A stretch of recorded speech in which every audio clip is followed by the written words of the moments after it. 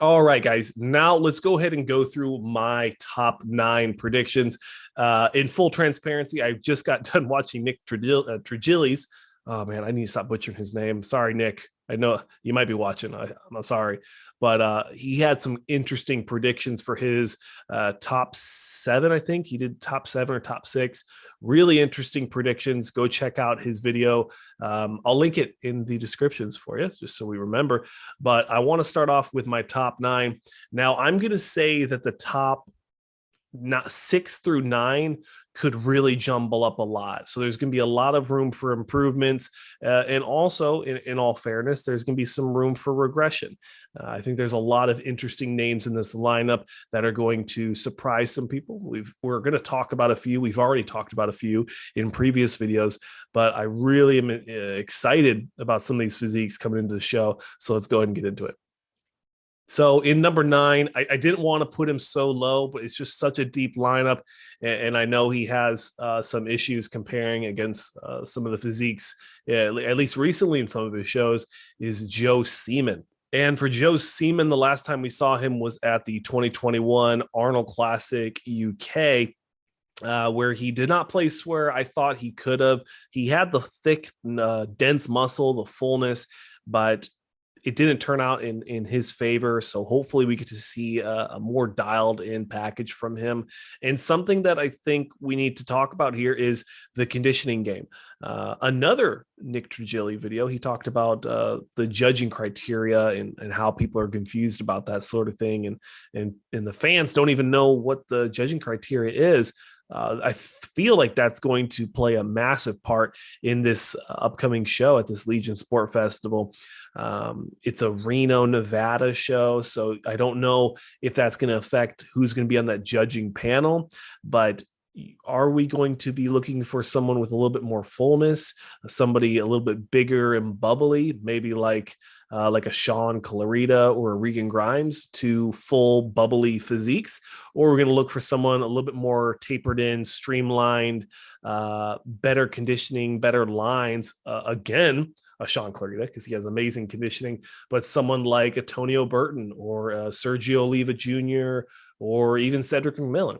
It's going to be a very interesting situation that we're going to have tomorrow, starting at 9:30 a.m. for prejudging. Men's bodybuilding will be the last one, like I said earlier in the video. But Joe Seaman in 9. I'm going to have Max Charles in 8. And I know it is a crime. If everyone comment below, I'm sorry. I know you guys really like Max Charles. You feel like he gets robbed at every show. I get it. I'm sorry, but when you look at the back, there's just so many good backs at this show.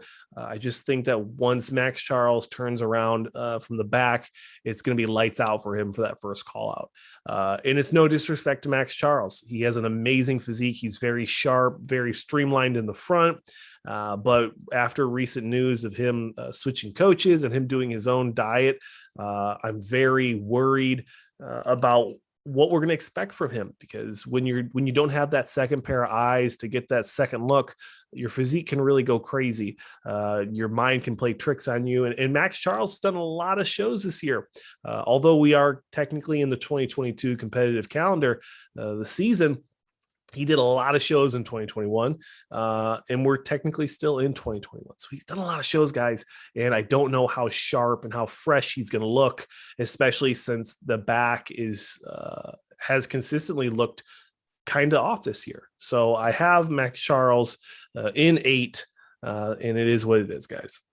Number 7, I wanted to put Tonio Burton higher on the list, but I just don't know if he's going to be able to compete with some of these bigger open guys. From what I've heard, Tonio recently announced that he's going to be switching to men's open. I'm kind of sad to hear it, because I thought he was a very competitive 212 guy. But if he's been really fighting to get down in weight, I understand the move.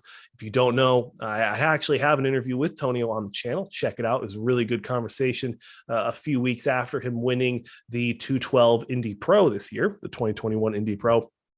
I think he would have been a really good 212 competitor. He just turned pro not even 2 years ago. So really fresh look, clean lines, crazy legs. and I wanted to put him higher. I'm just worried that if he's going to be going into this open class, he's going to play the size game and he might lose some of the lines and that really beautiful conditioning that we've known him for. So, Tonio, I know you're probably watching. No knocks on you, man. I love your physique. I love you as a person. I'm just worried that you might play the size game and it's going to make you look a little soft next to these guys that are used to being that big. They have that time building the muscle and building that conditioning, that consistency. So hopefully you prove me wrong, man. I'd love to see you in that top 6, but I have Tonio at 7. Now it's starting to get a little exciting. Number 6, Patrick Moore. Now, I know, again, this is kind of a crazy one because Patrick Moore is a consistent top 3 competitor at these tier 1, tier 2 Olympia qualifying shows. But it's because it's such a deep lineup. And honestly, I haven't really been shocked by Patrick Moore lately. And then also, he doesn't compare well against a lot of these competitors. His proportions are a lot different than most open pro guys. He's got really long legs, tiny waist, crazy wide shoulders.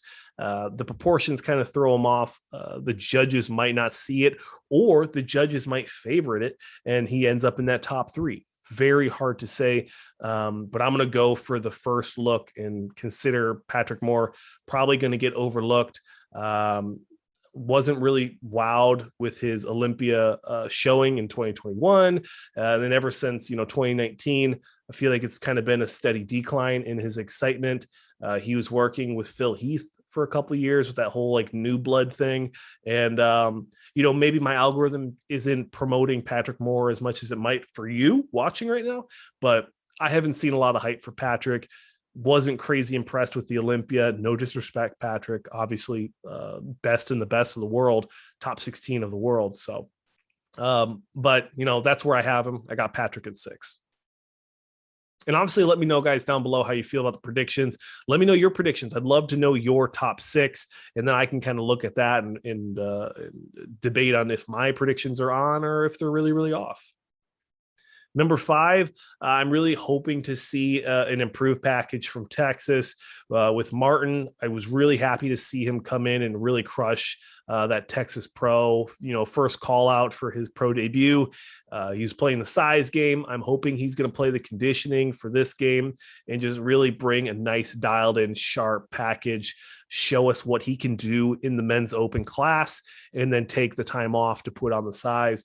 That's what I want to see from Martin. Cool guy. Hopefully we can get him on the channel for a little one-on-one, but I have Martin Fitzwater in 5th. In 4th place, Shaun Clarida. Hear me out, guys. Fullness, conditioning, crazy bubbly muscle. That's what judges should be looking for. And if we're talking about a bodybuilding sport, if we're talking about the complete building of that body, it shouldn't matter how tall they are unless you're getting completely outstructured, outmassed by like a big Rami or Ronnie Coleman or, like a Lou Ferrigno, people like that.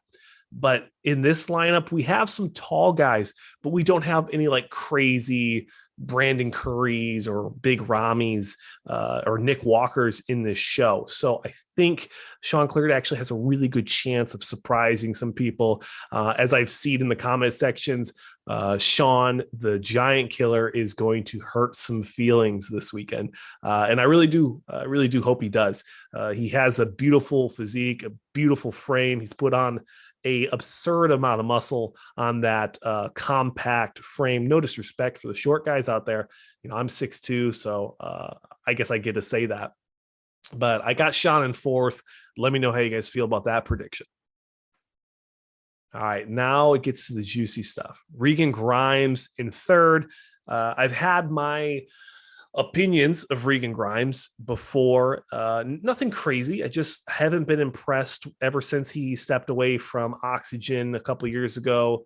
I just haven't been excited with his conditioning. Every time he competes, I expect him to, probably be in that top 3, but I never expect him to win a show. I expect him to be just big enough to challenge the smaller, less conditioned, less genetically blessed competitors, but he just hasn't brought the conditioning, the muscle separation, the muscle maturity that I'd like to see from him. I feel like he is the Derek Lunsford of open. Everyone wants Regan Grimes to succeed. Everyone wants him to do really, really well. He's a fantastic vlog YouTuber, social media guy. So he has the audience. He has the know-abouts on how to promote the beloved sport of bodybuilding that we're part of. He just hasn't been able to really hit the mark, and he's made some coaching decisions and some changes. So hopefully that kind of steers him in the right direction. I know his coach said that he expects him to win the Olympia in 3 years' time. So we will see how well that wine ages. But I have Regan Grimes in third. In second, so obviously kind of my predictions for the 1 and 2 is going to be a side-by-side battle. Sergio Oliva Jr. versus Cedric McMillan. I have a personal bias for Cedric McMillan, active duty military. Him and me, we're both in the Army together. So I have that bias. I also have a bias towards Cedric McMillan's physique. I personally like it a little bit better. I like the way Cedric poses and just the way he's put together. I have a personal bias. So I'm going to put that out there. Also, I haven't had a great relationship with Sergio. He's been, it is what it is. We've exchanged words before, and I wasn't too impressed with how he handles criticism, critiques in that sort of situation online. So, it is what it is. I've got Cedric in first and Sergio in second. Again, for the same reasons. I like Cedric McMillan's physique better. I think it flows better.